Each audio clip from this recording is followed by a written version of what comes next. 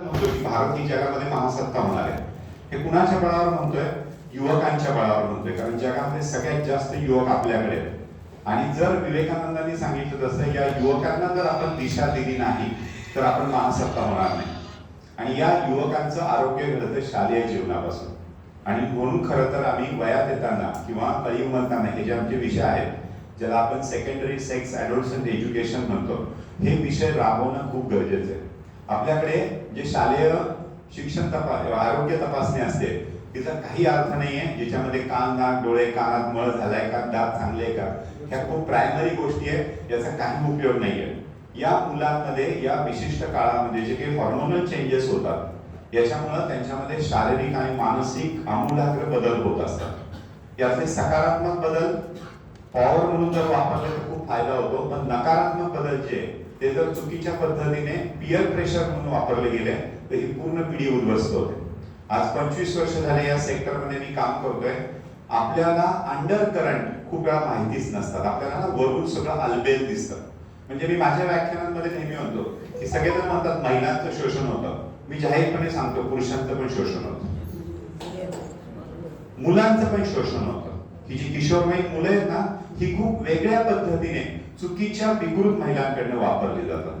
आज 25 वर्षानंतर लाखो मुलांमध्ये ज्यावेळेस मी काम करतो त्यावेळेस मी या व्यासपीठावरून मी हे सांगतो. आणि मला वाटतं खरं स्त्री पुरुष समानता जर आपल्याला जोपासायची असेल तर शालेय जीवनापासून मुला मुलींच्या बाबतीत काम करणं खूप गरजेचं आहे. आज तुम्ही सगळेजण खूप चांगल्या गोष्टीसाठी काम करताय, पण खरं महिलांची ताकद काय आणि विकनेस काय याच्यावर फक्त 1-2 मिनिटं भाष्य करतो. तुम्ही सगळं पाहिलं असेल आपल्याकडे खूप संप्रदाय असतात. कुठले तुम्ही आस्था चॅनल घ्या, आसारामजी बापूंचं घ्या, आणि त्याच्या समोरचा समुदाय कोण असतो? महिला असतात. मान्य आहे? कुठलेही घ्या तुम्ही, कुठल्या याच्यात महिला असतात. आपल्याकडे सगळ्या याच्यामध्ये लिडरशिप मध्ये पुरुष आहेत आणि अनुयायी महिला आहेत. तुम्हाला असं वाटतं का परमेश्वराने तुमच्यावर अन्याय केलाय? परमेश्वराने पुरुषाला बुद्धिमत्ता जास्त दिली आणि स्त्रीला कमी दिली असं कुणाला वाटतंय? वाटत असेल तर तो गैरसमज डोक्यातून काढून टाका. मुद्यांक सगळ्यांचा सारखा आहे. प्रॉब्लेम मनोवृत्तीमधला आहे. पुरुष हा नेहमी व्हर्टिकली विचार करतो आणि स्त्री हॉरिझॉन्टली विचार करते. आज तुम्ही सगळेजण अमूलचं उदाहरण नेहमी घेता. सगळ्यांना माहिती आहे अमूल, माहिती आहे ना? अमूलचा कणा कोण आहे माहिती आहे? महिला आहेत सगळ्या. तिथल्या सगळ्या महिलांचं ऍव्हरेज इन्कम 5 लाख रुपये. स्टडी करा, गुगलवर आहे हे सगळं. सगळ्या महिला तो व्यवसाय चालवतात, महिला सेव्हिंग करतात, महिला टेकली सॉइल झाले आहेत, त्यांची अकाउंट आहेत. आणि त्याच्या पुढचे हाईट सांगतो, त्या सगळ्या महिला शेअर मार्केटमध्ये ट्रेडिंग करतात. त्या आनंदचं जे बोल्ट आहे शेअर मार्केटचं, त्याचा टर्नओव्हर खूप मोठा आहे. हे काय शक्य झालं? कारण त्यांना फोकस केलेलं आहे. महिलांना कधी कधी असं वाटतं की आम्ही वेगवेगळ्या क्षेत्रामध्ये काम करू शकतो, पण दुर्दैवाने त्याच्यामुळे एक ना धड भाराभार चिंध्या अशी अवस्था वाटायला येते. पुरुष हा नेहमी फोकस असतो आणि म्हणून तो व्हर्टिकली प्रोग्रेस करतो. स्त्रियांना पण कुठल्याही एका क्षेत्रामध्ये जर दैदिप्यमान काम करायचं असेल आणि त्यांचे फॉलोअर निर्माण करायचे असतील तर त्यांनी पुरुषांची ही मानसिकता अडॉप्ट करायला पाहिजे. फोकस असलं पाहिजे. मी हे पण करते, मी ते पण करते, ते पण करते. कधी कधी त्यांना त्याचा अभिमान असतो. पण जर तुम्हाला उल्लेखनीय काम करायचं असेल तर या गोष्टीचा पण तुम्ही अभ्यास करणं गरजेचं आहे. आणि पुरुष खूप वेळा चाणक्य नीती वाचतात, महिला मात्र चाणक्याच्या कुठल्याच पुस्तकांचा अभ्यास करत नाही. आणि हे कलियुग आहे.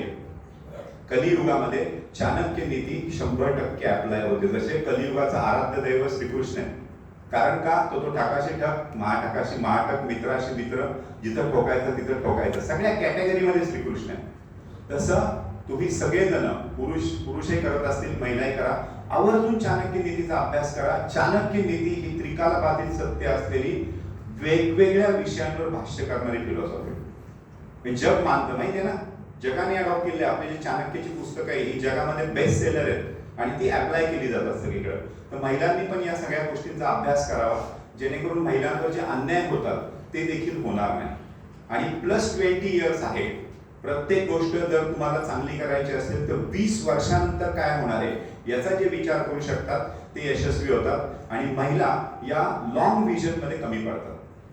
तर ही जी व्हिजन आहे ही पण महिलांनी डेव्हलप करणं गरजेचं आहे. तर खऱ्या अर्थाने स्त्री पुरुष महिला समानता हे सगळं उद्देश साध्य होईल. आणि आज तुम्ही एकल महिलांसाठी जे काम करताय त्या एकल महिलांना परिस्थिती खडतरच आहे. त्यांना सगळं फेस करायचंय.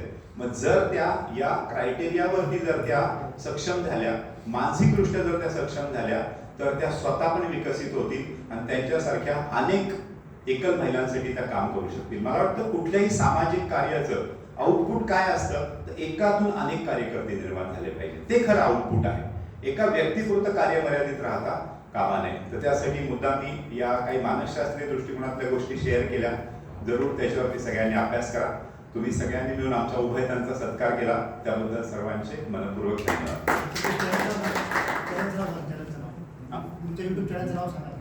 ओके.